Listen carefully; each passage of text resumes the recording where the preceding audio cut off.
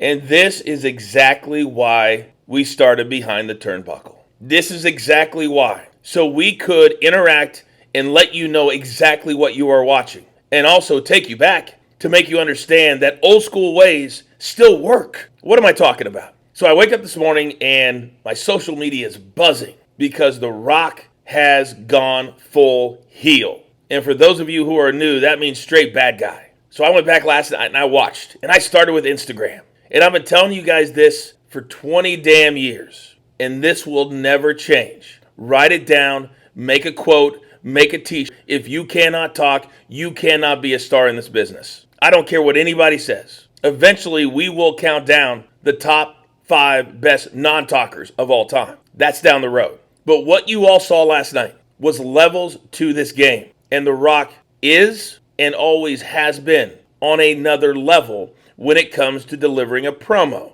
The other thing I saw last night, and for those of you who are young WWE fans, you never got to experience Brian Gewirtz at his finest. And you're saying, Coach, who are you talking about? I'm talking about Rock's right hand. I'm talking about the guy that I sublet an apartment from back in 1999. I'm talking about the lead writer and the man who basically ran Young Rock for NBC. When I talk about levels to this game, there's delivering the promo and there is writing the promo. Now, I didn't see anybody on social media that said, oh, Rock crossed the line. Rock started talking about multiple whatever. This is entertainment. Just like movies, just like TV shows, just like what Fox does every single week on their other programming. And sometimes you just luck into stuff. Do you think 5 or 6 weeks ago, The Rock was going to show up at New Year's or whenever it was, 7 weeks ago, and the crowd was going to eventually boo him and tell him, we don't want you to take Cody's spot? Well, in this business, and I've seen it 1,000 times, I've been in the room when they were going to do one thing and the crowd just didn't want it, and they had to evolve and do something else. Now, it's very interesting that The Rock has agreed to do this. What do I mean? 2002, when The Rock got his first big opportunity. People forget, he had kind of a cameo back in those Scorpion King movies, Mummy, all that. But then he got his first starring role. And I said this back then, but nobody wanted to listen to me, certainly not The Rock, and it's fine, it was his career. But when you're on the road 52 weeks a year, the mindset is you show up every single time. And if you go back, fact check me. Those early movies did not make big money. Why? Because the crowd thought he turned their back on them. They said, we made you, and they did. There was no Rock in 1997. There was no Rock in 1998. That evolved. When I got there, my early 20s, I got to see the evolution of The Rock. And we're going to talk about this on Behind the Turnbuckle many, many weeks to come, about how you move and how you go about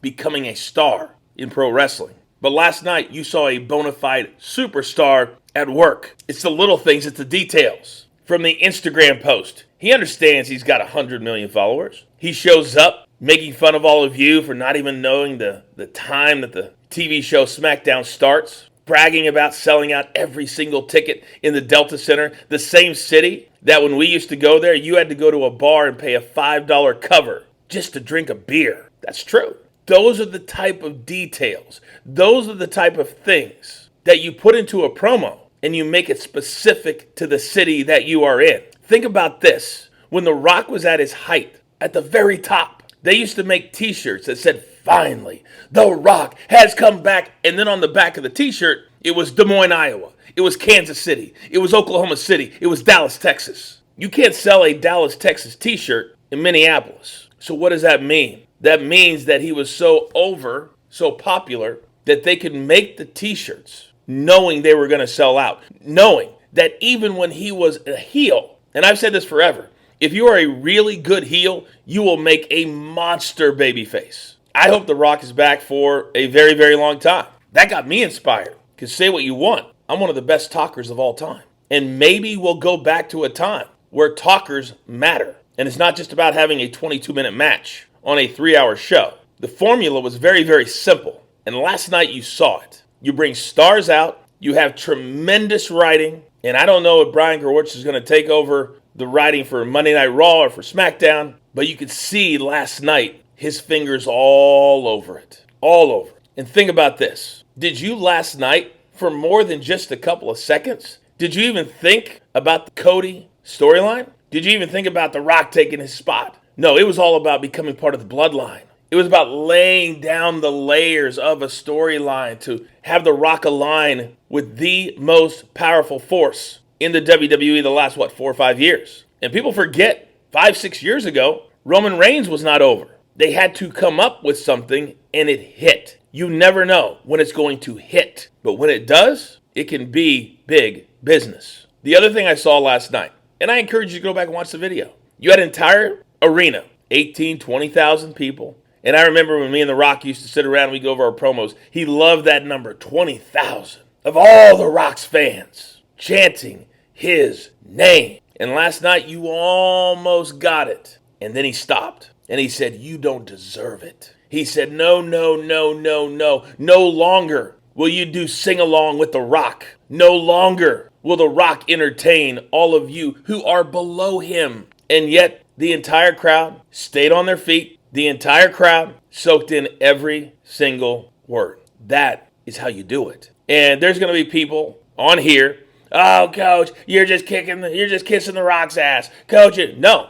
I'm reacting to what I saw. And I dare you to go watch any other shows because it's very, very difficult. There's so many shows on TV, on streaming apps, whatever. To be truly entertaining, to be able to look into a camera like I'm doing right now and captivate, not very many people can do it. So this is just the beginning for what I hope is a longer than WrestleMania type run for The Rock. It's been too long since we had really good promo writers and those who can deliver. Because if you can deliver and you can stay off the dirt sheets, you can stop listening to those that have never been inside the business, for those who wish that they were and they know who they are. There's a reason those people have never done it. Because if you can do it, you show up and you show out. And what we saw from The Rock last night was putting everybody else on notice back in the locker room. And we're going to talk about this a lot too. Competing for a spot. Not just allowing The Rock to come back and bulldoze everybody else, but standing up and saying, "You know what? I can stand in the ring with him.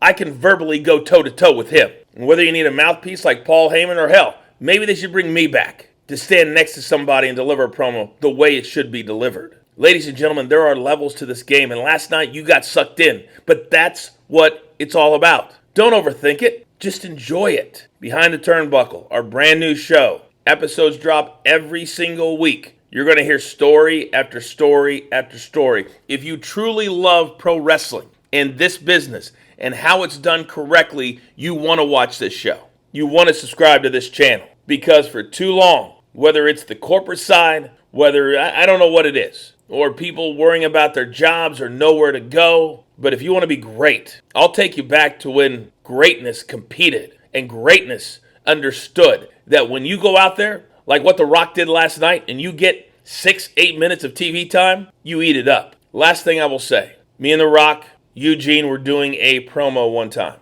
and we were scheduled to have 12 minutes. And we were going over it in the back, and I said to The Rock, I said, "You know what? This feels like a lot longer than 12 minutes. It ended up being 22 minutes plus. But The Rock looked at me, and he was just coming back for a one-off. He was kind of doing us a favor. He looked at me and said, "Coach, what have I always taught you? When it's great, there's nothing they can say, and there's nothing they can do." Last night was great. See you soon.